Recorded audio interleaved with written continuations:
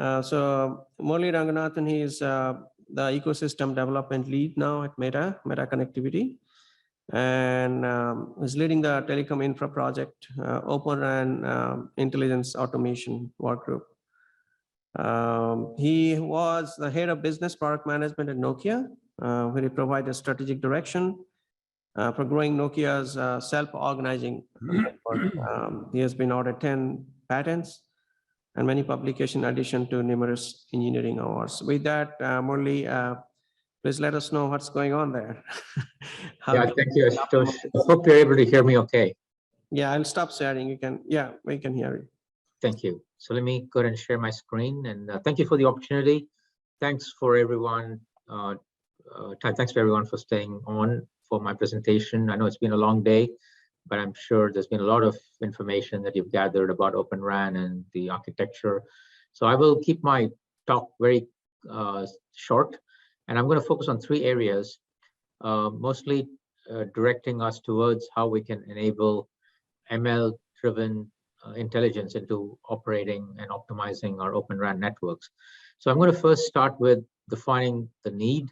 So within TIP, we have a community of operators who work with us, and we've been polling them to understand what are their most important needs in terms of optimizing and keeping their RAN, Open RAN networks optimized. And secondly, I'll talk about how we are creating solutions through an ecosystem of vendors participating in various activities that lead to compelling solutions for RAM optimization.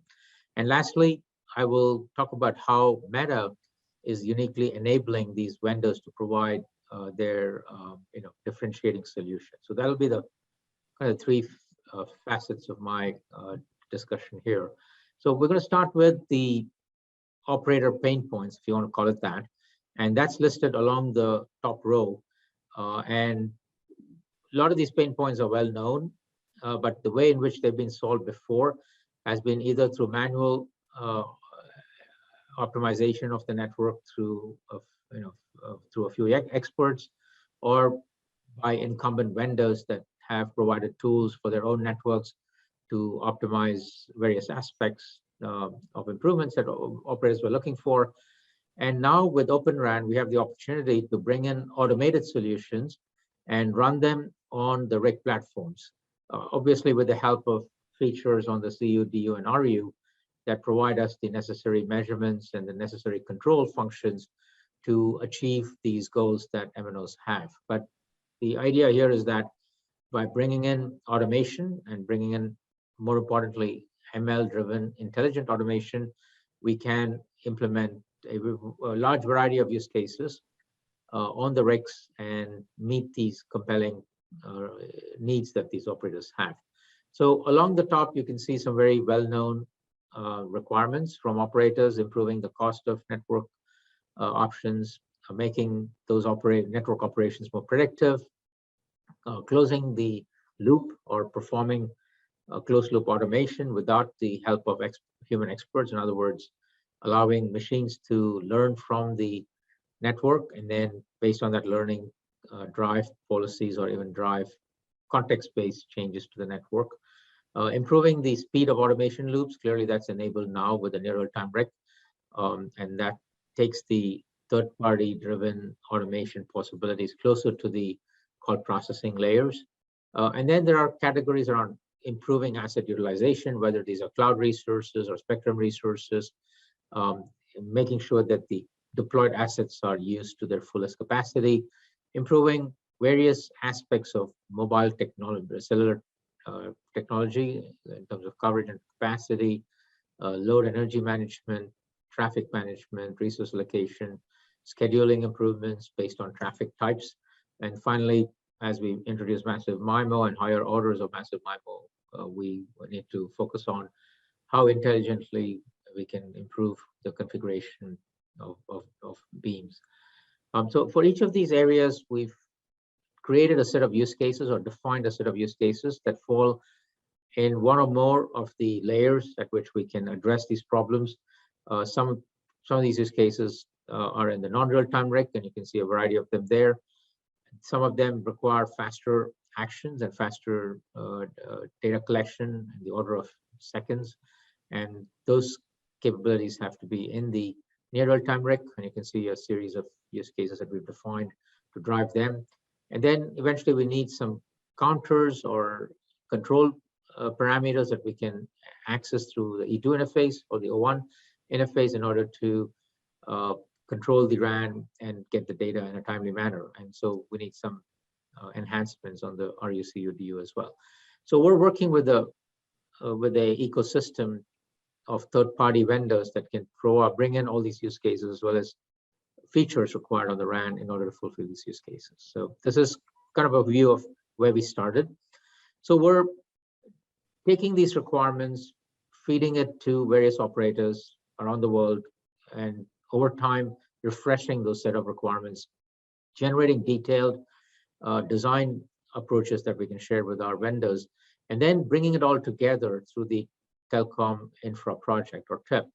And in TIP, we have various subgroups, and I'll talk about that, and each of them have a responsibility for bringing in the technology from the vendors and putting them together within their products. But I'm going to specifically start with the RIA subgroup, which is the RAN Intelligence and Automation subgroup. And here our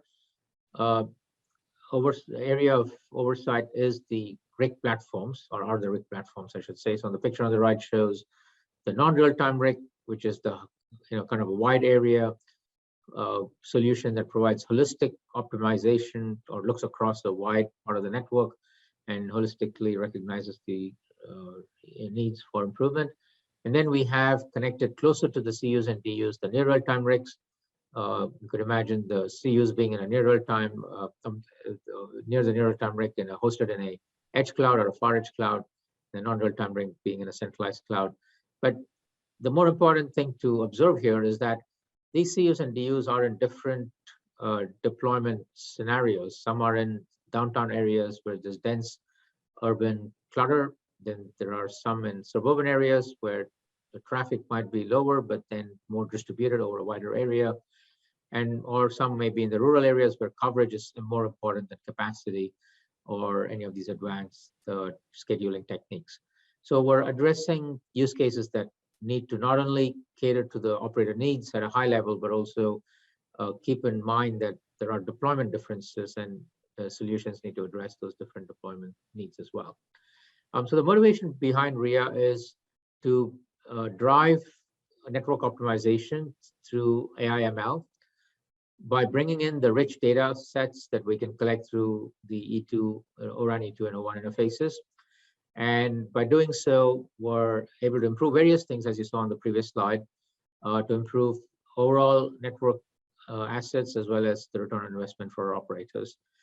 The other driving goal for us is to bring domain experts to be able to create these applications, because these domain experts understand the nuances of the various applications that the networks deal with, whether it's video or delay sensitivity, URLLC type apps, or whether it's EMBB type peak throughput demand apps, all the way to IoT devices.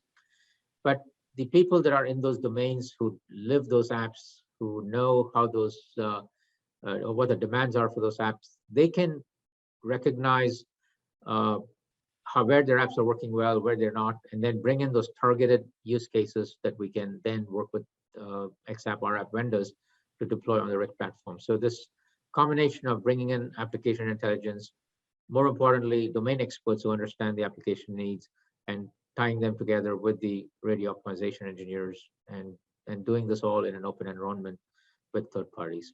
That's our goal. And finally, the definitions of use cases and the need statements have to come from operators. And not only do we collect need statements from operators, but at the end of the day, when a solution gets developed and it's ready for deployment in a lab, we need an operator who can handhold the vendor. And we've seen various POC-fests and PLUG-fests in various labs that are happening.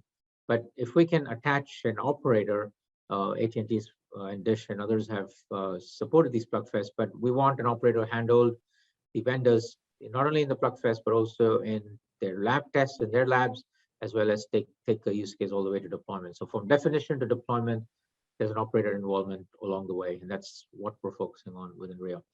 In terms of the use cases that we focused on, we've released publicly a set of 10 use cases covering load management, coverage and capacity optimization, interference optimization, massive MIMO optimization, as well as energy management.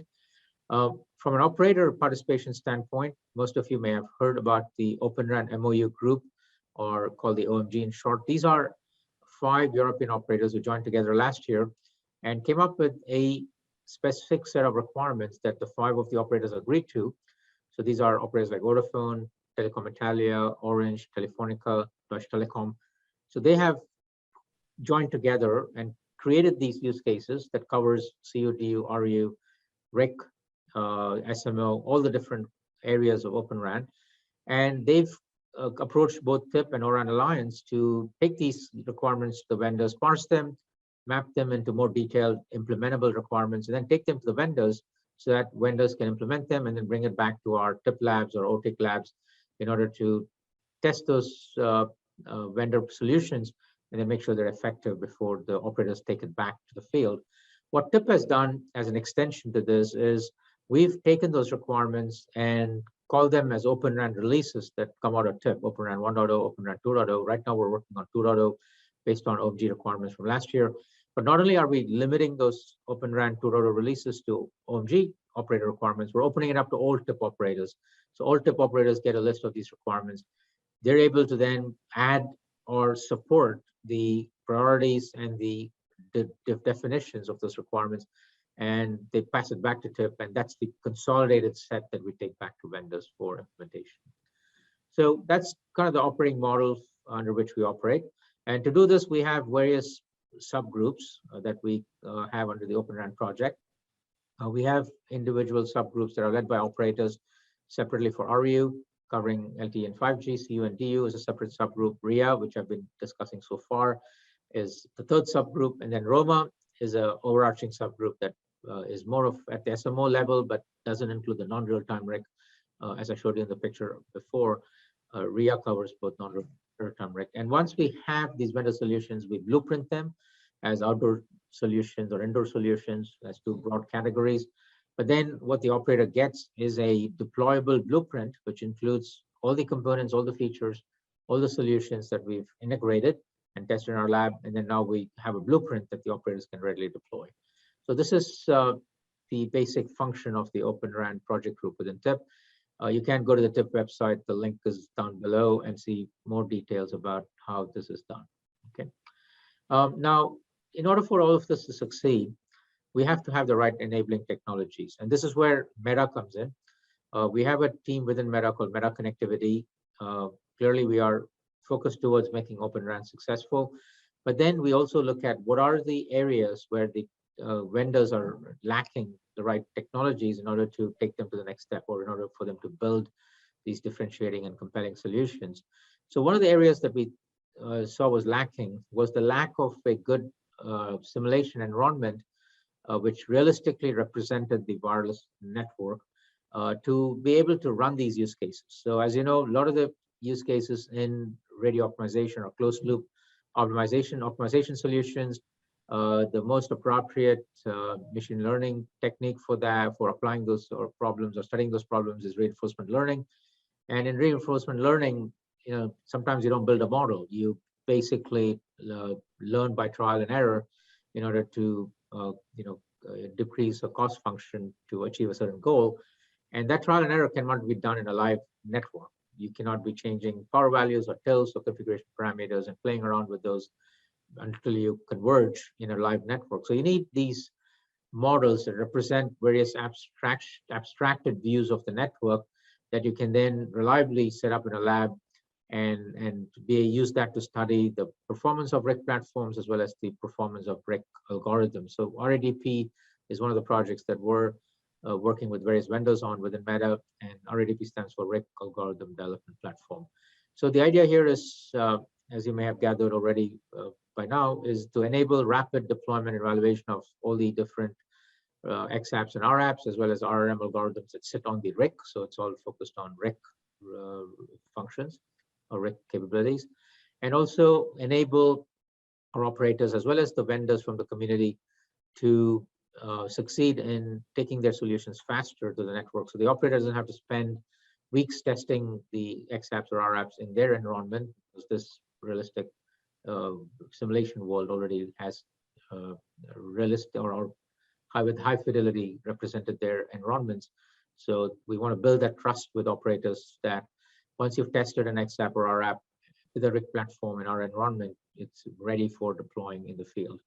And the ML technologies that we need to fulfill this come from various ML libraries, PyTorch, TensorFlow, and so on.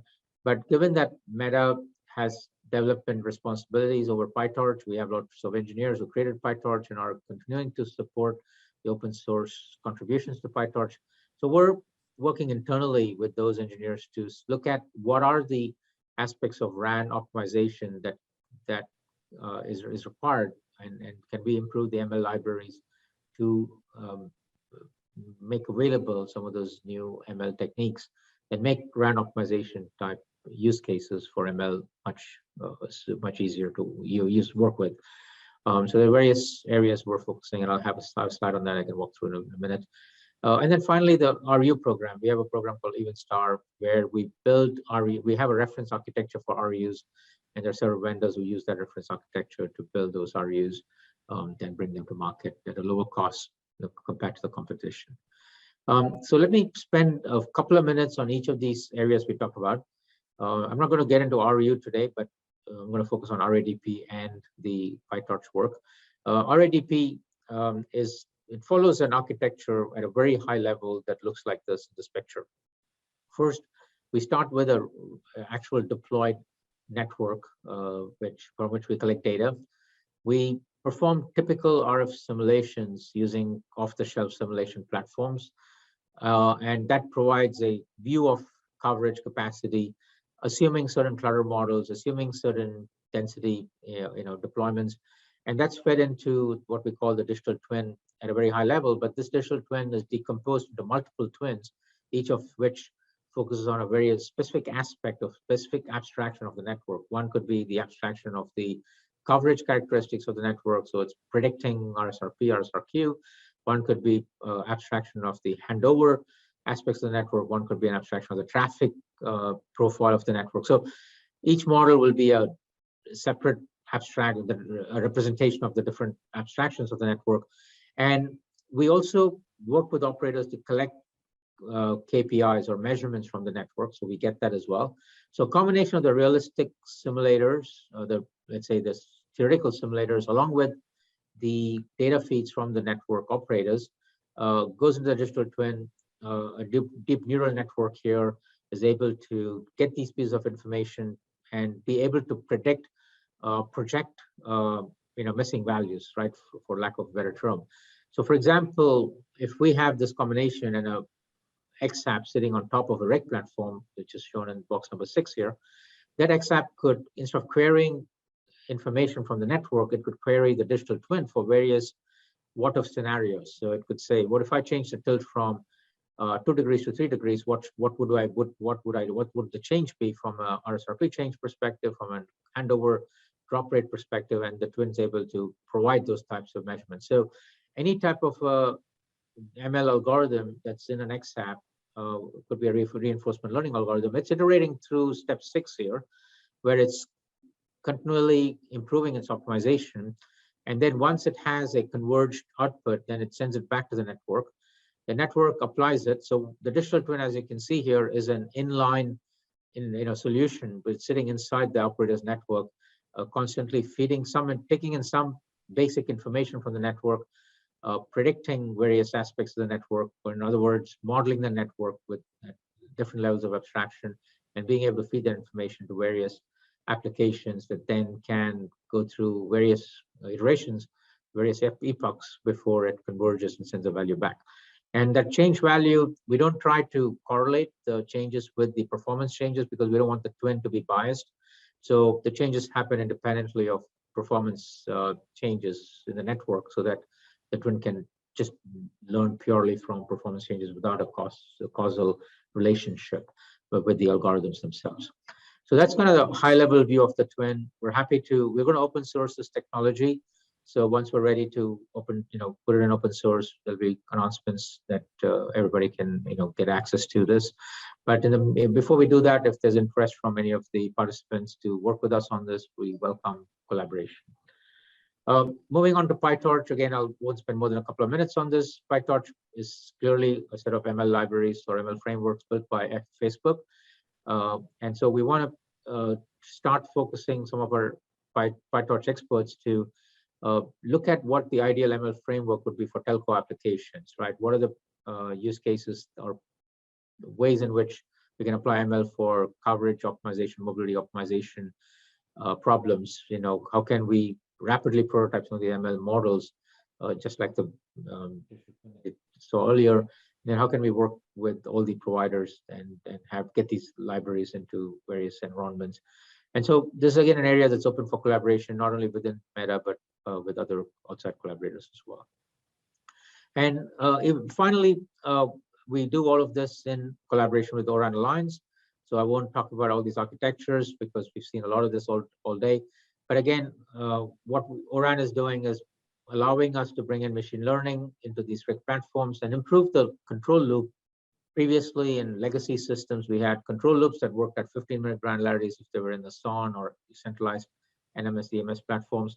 If vendors provided specific capabilities within their products, we had like a 1-minute control loop. And distributed SON, which were well built inside the Gnode Bs, had like a few milliseconds, hundreds of milliseconds type latency. But as you can see in the picture here, the callouts, near real-time RIC can be in the less than 1 second granularity, non-real-time RIC in multiple seconds of granularity, and the CUDU control loops within 10 milliseconds. So I just wanted to kind of bring back to focus that all the work that we're doing is to enable faster optimization compared to some of the legacy solutions that we've seen out there. So with that, I'm going to stop, but I'm going to leave you with some links to work that the RIA team has done with various operators. These are publicly available links that you can click on at your leisure and look at various trials, various white papers that have been published, and get more information regarding our work from these sources.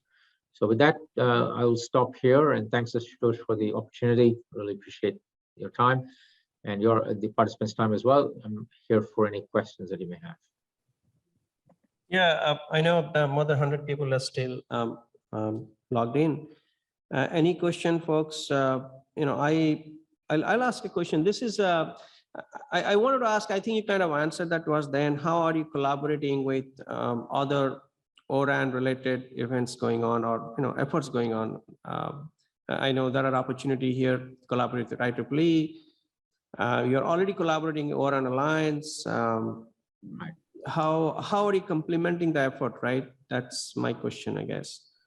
Are you looking at different use cases? For example, Ivan talked about a few of the OTICS use cases. Are your use cases are complementary to that, or you want to join forces with them, do like combined kind of proof of concept?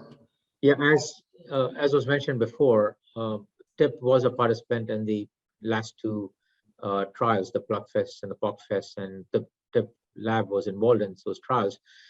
So we are constantly talking to the ORAN Alliance team, not only to the OTIC teams, but also to the UCTG Working Group 1 that's responsible for bringing the use cases.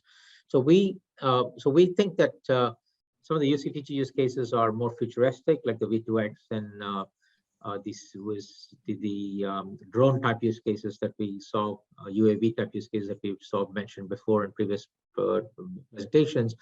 And we want to focus on something that's deployable more in the near term, that we can prove in the industry in a shorter time period. So we are taking all the use cases from ORAN Alliance that are more near-term focused, but also talking to our operators and bringing in new use cases that are more important in the short term for our operators. And doing so, we're also feeding information back into ORAN Alliance so that they can improve or add more use cases or improve their use cases. Energy optimization is one good example. You saw in the previous presentation that energy optimization is still being defined as a use case in ORAN Alliance, whereas in RIA, we've already created that use case. We've already demonstrated that use case with some of the vendors. So we're feeding that information back into ORAN Alliance so that they can use that information to further define that use case that will get eventually published by UCTG. But we're open to participating in any of the industry activities, be it academia, be it IEEE, be it ORAN Alliance, 3GPP, so quite open. All right, we have a question. I think there is one question online, one more question from on the floor. Please go ahead. I think it's very interesting, it's very promising, and it appears that you guys have thought through quite a bit architecturally. But where are you in terms of your accomplishments? Like, sure. In terms of this optimization flow, are you converging? Your algorithms converge? You have any? Sure. I'm saying your complexity of your project is very high, mathematically speaking, and Sure. but the overall the architecture or the design or the assumptions you have made are very promising, and it appears to that you guys have thought it through. So what are the bottlenecks that you are experiencing at this moment? And the number two, how do I access to these documents? Sure. I appreciate the question. Thank you very much. And this is again, the industry has worked on these types of simulations and abstractions and model creation for many, many years. So when we promote this as a new concept, there's always skepticism, and I'm used to it by now, because clearly some of these models are very hard to replicate or build and match, field conditions. But we've taken an approach where we want to, again, we're learning from field data. So we're not trying to model, everything just based on theoretical simulations. We're learning from field data, and this is a in the loop type of learning paradigm. So we are continually sitting inside their operators network and learning continually. So the model is never, a single shot type of a solution. And we have, in terms of to answer your first question, so we have collected data from operators. I'm not at liberty to name them yet, but we have worked with operators. We've collected data from them, data with different levels of granularity, 15-minute KPIs, geolocated data that are located in a 50-meter by 50-meter bin, as well as per user type measurements. So we've collected various data. Also, I can mention here that Facebook, as you know, through our apps, we do collect a lot of network insights as well. So that's another source of truth that we can use to compare against the data we collect from the field. So the combination of all these inputs were useful to fine-tune our model, and we are converging very well. I'll give you one example. For a network of about 10,000 sites in a very congested area, the simulation converged within 1 hour of simulation time. So quite promising, I would say, given some of the past work that even we've done in the for this type of network size and yeah. So thank you, Murali. I have one more question from online. Can you give an example for the RDAP, as in, for example, how traffic steering XAP model can be built or studied? Yeah, no, thank you. That's a very good question, and it's RADP. But yeah, so the traffic steering XAP is clearly going to need a traffic model. So it will need models that show how the traffic is changing, right, from cell to cell, and a prediction function that shows what the traffic could be at a certain location for a certain user at a certain point in time. Now, along with that traffic model, we also need a model that shows what the utilization is. So some kind of a PRB prediction model that shows what the utilization is at a per carrier level or for a given physical site. So traffic steering will use a combination of models. So we are building this up as multiple models that can contribute to specific set of use cases. So I would take the traffic prediction model, I would take the capacity prediction model, and those two would provide inputs for making traffic steering decisions. And clearly there is potentially a reinforcement loop, convergence point on top of these two models, where you want to try different variations of whatever configuration you're changing. So if you're traffic steering just from one cell to another cell, intra-technology, that might just be a CIO adjustment or a tilt adjustment. If you're moving from one technology to another technology, then it's kind of a redirection. and manipulation of neighbor configurations and so on. So depending on what you're controlling, there'll be different impacts that you will have to converge on.